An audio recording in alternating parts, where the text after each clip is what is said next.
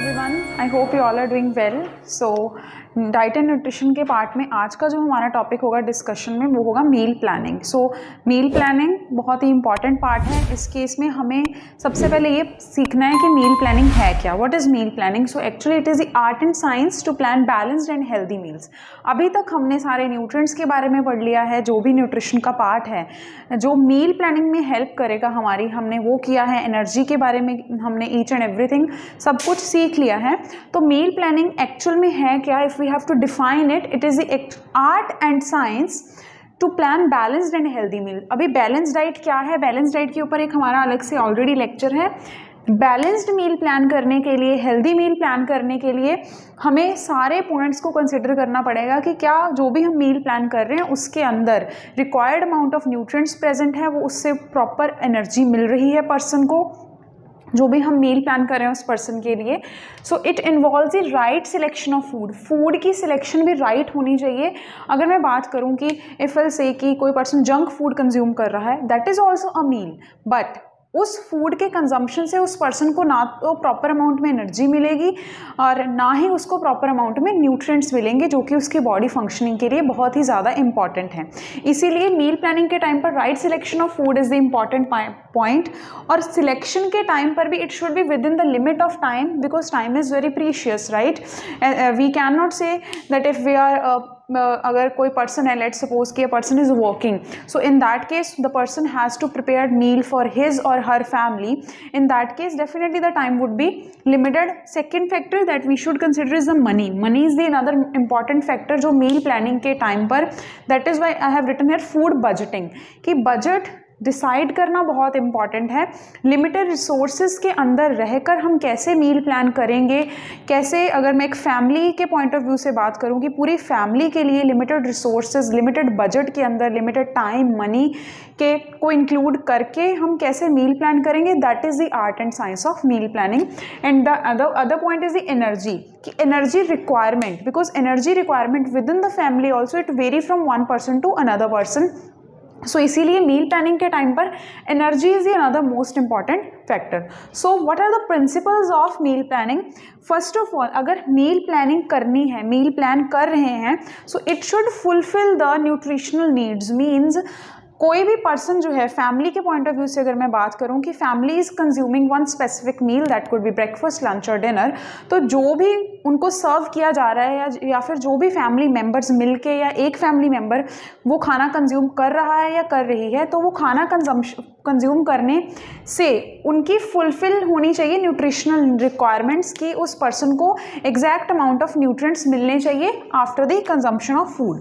उसके बाद food should be attractive and tasty. ऐसा नहीं है कि एक पॉइंट हो गया कि हमने उस स्पेसिफिक फूड जब मील प्लान किया है, जो भी फूड सोर्सेज ऐड किए हैं उनसे न्यूट्रिशनल रिक्वायरमेंट कंप्लीट हो रही है, but food should also look attractive and tasty, because खाने से पहले हम देखते हैं खाने को, राइट.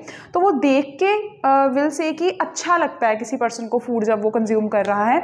तो वंस जब खाना अच्छा लगेगा, अट्रैक्टिव होगा, टेस्ट भी एनहांस होगा और टेस्टी भी होगा, देन ऑटोमेटिकली द पर्सन जो भी कंज्यूम कर रहा है, स्पेसिफिकली अगर मैं उसका मेंटल वेलबींग की बात करूं, तो वो मेंटली वेलबींग बहुत मेंटली पर्सन जो है बहुत ही अच्छा फील करेगा.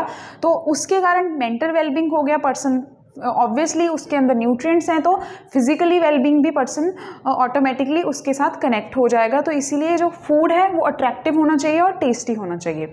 नेक्स्ट पॉइंट इज़ कि खाना खाने से उस पर्सन की भूख, विल से कि जो एपेटाइट है वो भी फुलफिल होना चाहिए. ऐसा नहीं है कि कोई पर्सन जो है मील कंज्यूम कर रहा है, हमने मील प्लान किया है किसी पर्सन के लिए एंड वो उसकी रिक्वायरमेंट के अकॉर्डिंग हमने बहुत ही कम क्वांटिटी उसको दे दी है, राइट.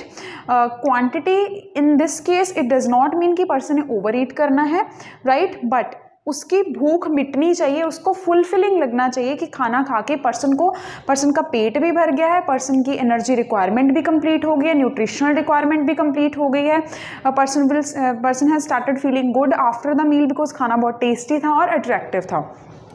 इसके बाद मील मस्ट सूट कंज्यूमर्स, की जो फूड है, जो भी हमने उस पर्सन को मील देना है, तो उसको सूट भी करना चाहिए, बिकॉज बहुत सारे लोग हैं जिनको कुछ स्पेसिफिक फूड प्रोडक्ट से एलर्जी है या उनको एफएल से कि उनको सूट नहीं करता, डाइजेशन रिलेटेड प्रॉब्लम्स आ रही हैं. So in that case we should consider that point into the consideration कि हमने वो स्पेसिफिक फूड प्रोडक्ट्स नहीं देने. अगर मैं बात करूँ लैक्टोज इंटॉलरेंस की, कि कई लोग हैं जिनको लैक्टोज से प्रॉब्लम है और लैक्टोज होती है मिल्क के अंदर प्रेजेंट, तो इट मीन्स अगर किसी पर्सन के को मील प्लान किया है, वो फैमिली कोई मेंबर ही हो सकता है या कोई और हो सकता है जिसको भी हम मील प्लान करके दे रहे हैं, एक प्रॉपर मील प्रोवाइड कर रहे हैं, इन दैट केस अगर उस पर्सन को वो खाना सूट ही नहीं करेगा तो डेफिनेटली खाना सूट ना करना मीन्स उसको डाइजेशन रिलेटेड प्रॉब्लम्स आ सकती हैं और उसके साथ साथ उस पर्सन को इफ़ आई विल से कि एलर्जी हो सकती है, कोई भी प्रॉब्लम हो सकती है. तो अगर सूट नहीं करेगा तो हम वो खाने के अंदर वो प्रोडक्ट ऐड नहीं करेंगे. Just one example is milk, कि कईयों को मिल्क दूध सूट नहीं करता तो हम उसके अंदर उनके खाने के अंदर वो नहीं ऐड कर सकते.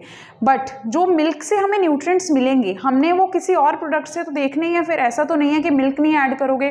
अगर मैं कैल्शियम की बात करूं कि दूध के अंदर कैल्शियम है, बोन्स के लिए अच्छा है, देन वी हैव टू, हमें सोचने पड़ेंगे और प्रोडक्ट्स भी जो मिल्क की रिक्वायरमेंट है उसको फुलफिल करेंगे. तो सूट करना मीन्स उनकी हेल्थ के लिए भी वो अच्छा है, क्या उनको सूट कर रहा है, खाना खाने के बाद उनको कोई प्रॉब्लम तो नहीं आ रही है. तो इस पॉइंट को भी कंसिडर करना है. Next is a meal planning should be done within the resources. Yes, within the resources meaning कि अगर मैं एक फैमिली पॉइंट ऑफ व्यू से बात करूं तो फैमिली में जो पर्सन है, लेट्स सपोज कि 2 पर्सन है जो वर्किंग हैं, ठीक है, तो उनकी सैलरी के अकॉर्डिंग, उनके बजट के अकॉर्डिंग जितने भी रिसोर्सेज लिमिटेड हैं, वी कैन नॉट से कि अगर मील प्लानिंग करनी है, अगर इंडिविजुअल बेसिस पर भी इन फ्यूचर किसी डाइटिशियन ने, किसी न्यूट्रिशनिस्ट ने किसी को डाइट प्लान बनाकर दिया है, then in that case also the dietitian और न्यूट्रिशनिस्ट कैन नेवर मेंशन वो वाली चीज़ें जो पर्सन है अफोर्ड ही नहीं कर सकता या पर्सन के बजट से बाहर हैं, right. Because in this case resources वाला पार्ट जो है विद इन द रिसोर्सेज होना चाहिए. लिमिटेड रिसोर्सेज होते हैं, हर पर्सन का अपनी चॉइसेस होती है, अपने बजट के accordingly every person will like to spend the money.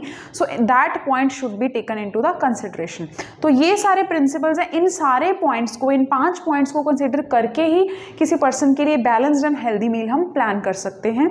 Now meal planning का मेन ऑब्जेक्टिव क्या है, और in other words if I से अगेन कि क्या ज़रूरत है मील प्लानिंग की, कि प्लान क्यों करना है मील, तो उसका सबसे मेन ऑब्जेक्टिव तो यही होगा कि बैलेंस एंड न्यूट्रिशनली एडिक्वेट, कि जो बैलेंस्ड मील होगा उससे न्यूट्रिएंट्स हैं, एडिक्वेट अमाउंट ऑफ जो न्यूट्रिशंस हैं, न्यूट्रिएंट्स हैं वो मिलने चाहिए. बिकॉज अगर हम प्लान नहीं करेंगे अपना मील, एक उसमें हमें ये नॉलेज ही नहीं होगी, हमें पता ही नहीं होगा कि जो भी हम खा रहे हैं उससे हमें क्या न्यूट्रिएंट्स मिल रहे हैं, then in that case the person can have the will say कि उसको माल नरिश्ड भी हो सकता है पर्सन और ओवर नरिश्ड भी हो सकता है. So that is Y planning is must, right. और अलॉन्ग विद दैट अगर कोई पर्सन बैलेंस्ड मील खा रहा है, उसको एग्जैक्ट अमाउंट ऑफ न्यूट्रिएंट्स मिल रहे हैं, इन दैट केस डेफिनेटली जो पर्सन है will be free from any kind of problem. Health related जो इश्यू है उस पर्सन को नहीं होगा.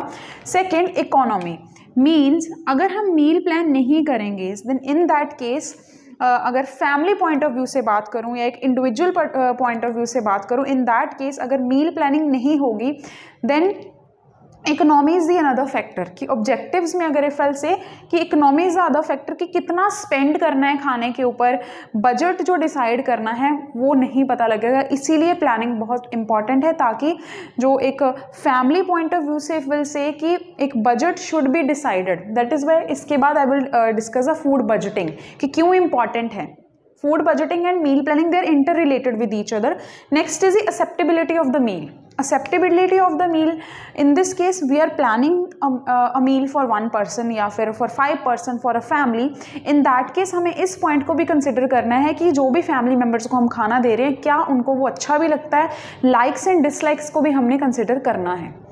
दैट ये सारे क्राइटेरियाज अगर फॉलो करके हम मील प्लान करेंगे, हम इकोनॉमिकल कंडीशन को कंसिडर करेंगे, न्यूट्रिएंट्स को कंसिडर करेंगे, एनर्जी रिक्वायरमेंट को कंसिडर करेंगे, acceptability of the meal for different individuals of a family या एक specific person, in that case definitely ये सारे क्राइटेरियाज को ही हमें कंसिडर करके मील प्लान करना है. हम ऐसा नहीं बोल सकते कभी भी कि ओके मील प्लान करना है सिर्फ न्यूट्रिएंट्स को कंसिडर कर लो.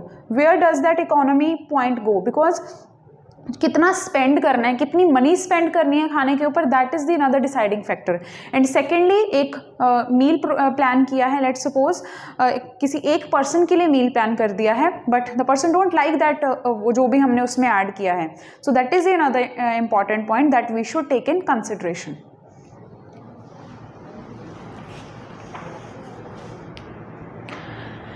After this there are certain factors जो इफ़ेक्ट कर रहे हैं मील प्लानिंग को, या जो भी पर्सन ने मील कंज्यूम करना है, अगर हमने किसी एक पर्सन के लिए मील प्लान करना है तो कौन कौन से फैक्टर्स को हमें कंसिडर करना पड़ेगा to plan the meal for that specific person या to plan the meal for the family.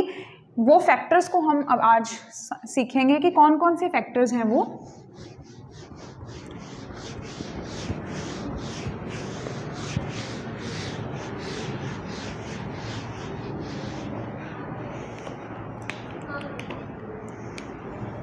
Next is the factors affecting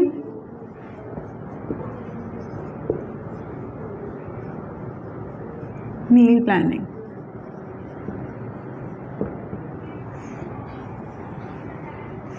So कौन कौन से फैक्टर्स हैं?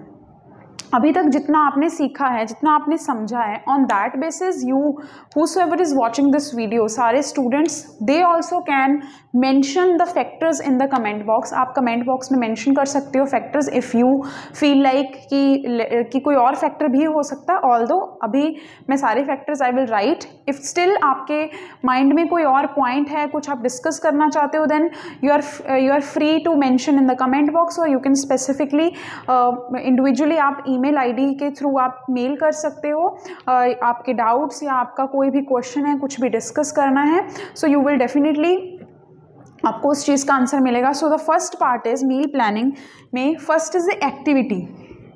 मीन्स अगर हम किसी एक पर्सन के लिए लगा लो या फिर हम किसी एक पूरी फैमिली के लिए मील प्लान कर रहे हैं, then in that case we should take that point into consideration कि जो भी सारे फैमिली मेम्बर्स हैं वो कौन कौन से फैक्टर्स इफ आई से कि फैमिली मेम्बर्स जो हैं वो किस एक्टिविटी में इन्वॉल्व हैं। तो अगर पूरी फैमिली की बात करें तो पूरी फैमिली में ऐसा भी हो सकता है कि 2 लोग हैं, 3 लोग हैं, they are doing work and एक कुछ उनमें से बच्चे हो सकते हैं, कुछ एफएल से कुछ अडल्ट हो सकते हैं, कुछ ओल्ड एज हो सकते हैं। तो ऑन दैट बेसिस उनकी एनर्जी रिक्वायरमेंट डेफिनेटली अलग अलग होगी। तो what kind of activity they are doing, in what kind of work they are involve, हमें इस चीज़ में वो पता होना चाहिए, because activity will decide the energy requirement, it will decide the energy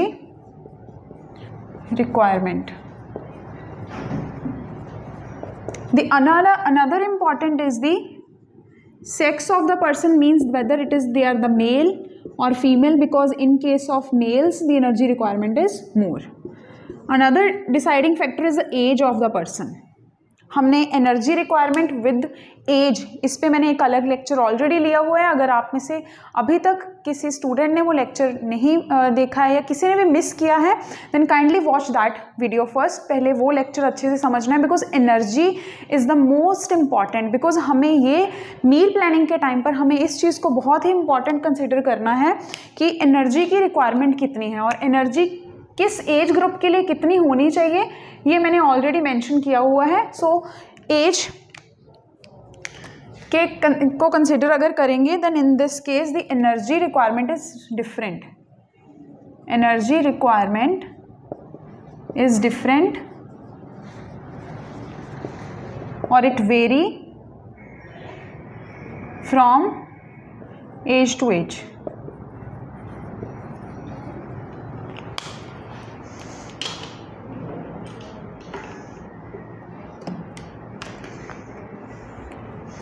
next is the growth, it is relatable with the age. अगर मैं किसी बच्चे की बात करूँ कि ग्रोइंग बेबी है या इन्फेंट है, then definitely in that case the energy requirement अलग होगी। और अगर कोई अडल्ट है, उस केस में अडल्ट इज ऑल्सो ग्रोइंग, उसमें एनर्जी अलग होगी। मैन या विमेन है, इन that case the energy requirement जो है वो टोटली अलग होगी। Next is the physiological condition.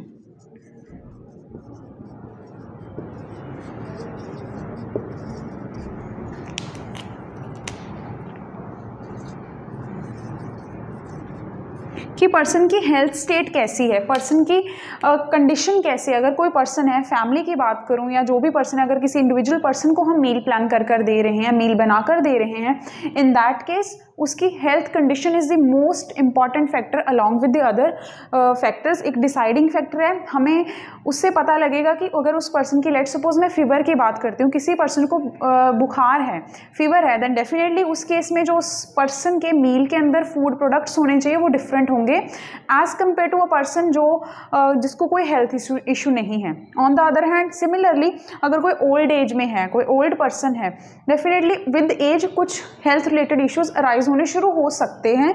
सो उनकी डाइट जो है, उनका जो मील है, it is totally different from that of the children's.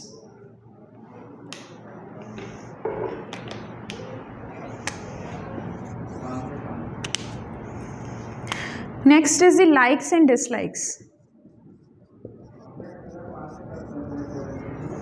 कि पर्सन, जैसे मैंने पहले भी मेंशन किया था कि जो भी हम मील ऐड कर रहे हैं, जो भी उस पर्सन के खाने में फूड प्रोडक्ट्स ऐड कर रहे हैं, we should ask that specific person. हमें पता होना चाहिए कि इसको क्या पसंद है, क्या नहीं पसंद है। बिकॉज जैसे अभी जस्ट मैंने मेंशन किया था प्रिंसिपल्स में कि जो खाना है वो दिखने में भी अच्छा लगना चाहिए। अगर उस इंसान को वो खाना पसंद ही नहीं है, देन डेफिनेटली पर्सन उसको अच्छे से कंज्यूम नहीं करेगा, खुश होकर खाना नहीं खाएगा।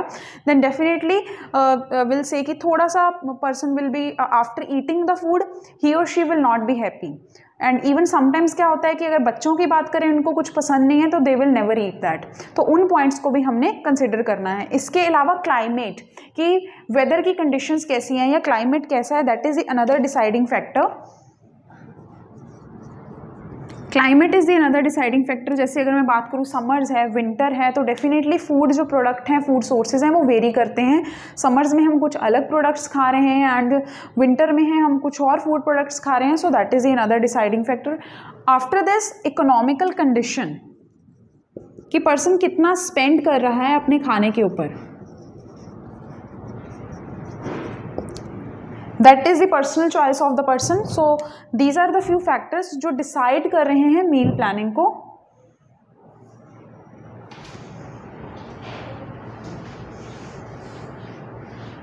एंड इन फैक्टर्स को ही कंसिडर करके इन फ्यूचर मील जो है वो प्लान करना चाहिए। और हम ऑन दीज फैक्टर्स ऑल्सो, कि इनको ही कंसिडर करके मील प्लान करना है। And now in this case, in the meal planning, the next important part is the food budgeting. As I have told you earlier also कि जो meal planning है और food budgeting है, ये दोनों एक दूसरे के साथ related हैं। now अभी हम ये सीखेंगे कि how they are related with each other. In case of food budgeting, if I'll say कि economy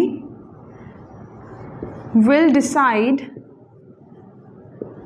meal planning, definitely obvious this is कि economical condition will decide the meal planning. कि अगर कोई पर्सन है, let suppose if I compare दो लोगों को compare करूं, एक पर्सन है जो रुपीज़, अगर this is one example only, कि लेट सपोज कि there is a one person who likes to spend rupees 200 on his or her meal, and एक और पर्सन है who likes to spend rupees 500 on his or her meal. So accordingly definitely the will say कि जो food products हैं, जो भी हम उसके खाने में ऐड करेंगे, वो वेरी करेंगे, वो डिफरेंट होंगे। इसीलिए फूड की budgeting is very very important, specifically फल से एक पर्सन के लिए या पूरी फैमिली के लिए। बिकॉज अगर मैं बात करूँ, पूरी फैमिली में 2 लोग हैं जो अर्न कर रहे हैं, 3 लोग हैं जो अर्न कर रहे हैं, ऑन दैट बेसिस ये डिसाइड होगा कि पूरी फैमिली के लिए फूड के ऊपर कितना, फूड का क्या बजट रहेगा, क्या क्या फूड प्रोडक्ट्स हैं जो घर पर आएंगे, ऑन दैट बेसिस ही डेली मील बनेंगे, राइट। सिमिलरली अगर एक पर्सन की बात करूं, देन इंडिविजुअली पर्सन ही और शी विल डिसाइड कि उन्होंने कितना अपने खाने के ऊपर स्पेंड करना है। ऑन दैट बेसिस ही जो फूड प्रोडक्ट्स हैं वो डिसाइड होंगे। एंड फैक्टर्स जो हैं कंसिडर करने हैं हमने फूड बजटिंग के टाइम पर, family size with respect to family फल से कि कितने फैमिली मेम्बर्स हैं, ऑन दैट बेसिस ही जो स्पेंडिंग्स हैं वो डिसाइड होती हैं। उसके साथ साथ फल से कि income sources,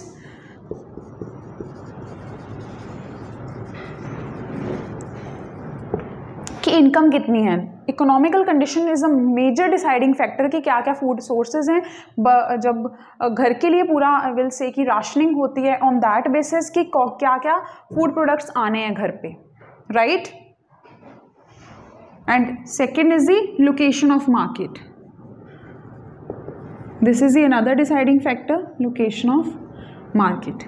So these are the factors that will decide the food budgeting, and indirectly they will decide the meal planning.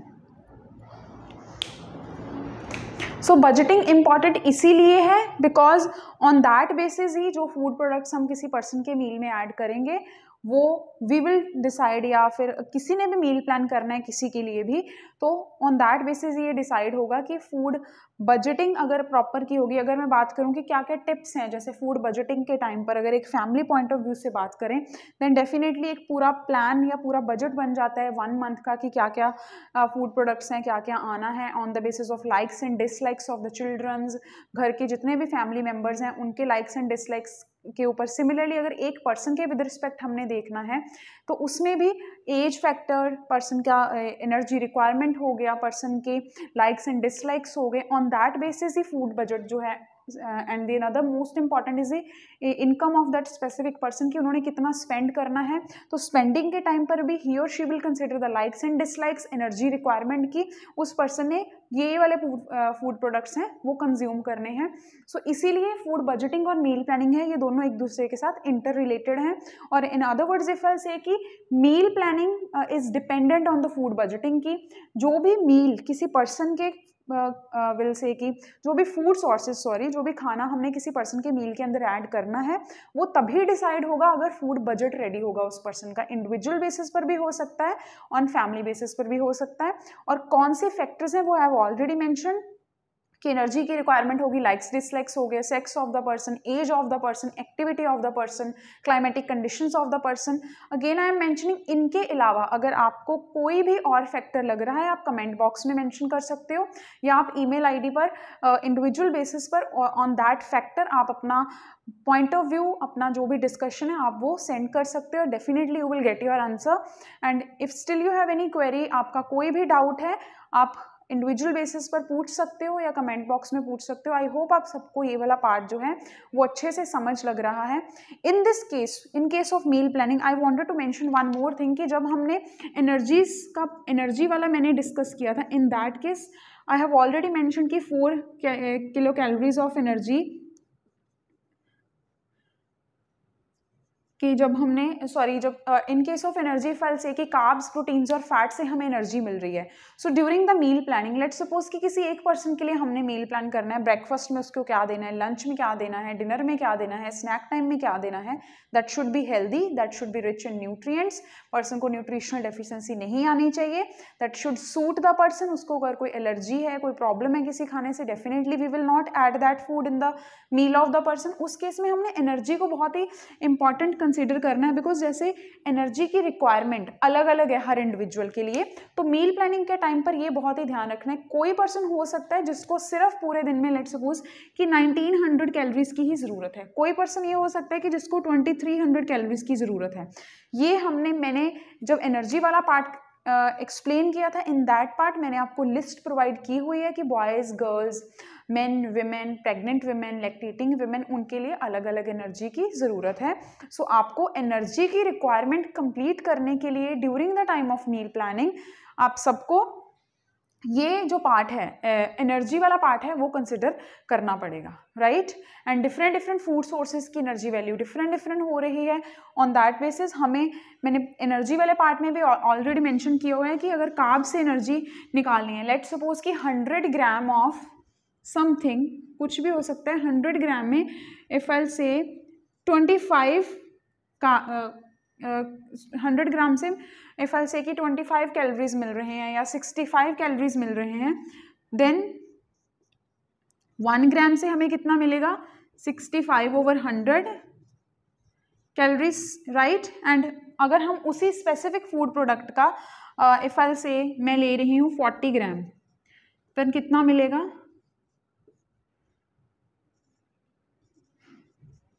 25.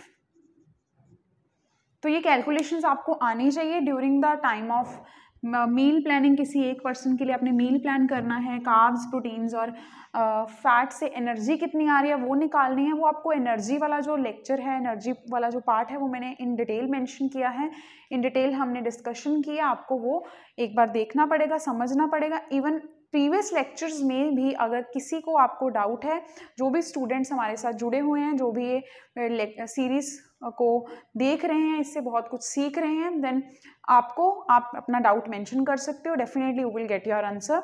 So in this meal planning and food budgeting, this is the part that you should know, and I hope आपको ये part अच्छे से समझ आ रहा है। In the next lecture हम new topic के साथ आई कम एंड हम न्यू टॉपिक डिस्कस करेंगे। एंड जो प्रीवियस लेक्चर्स हैं, अगेन आई एम सेइंग किसी का कुछ मिस हो गया है then kindly watch that part, because human physiology, nutrition का जितना भी पार्ट मैंने अभी तक कवर किया है वो उसमें से each and everything is very very important, right? So will meet in the new lecture with the new topic. Thank you.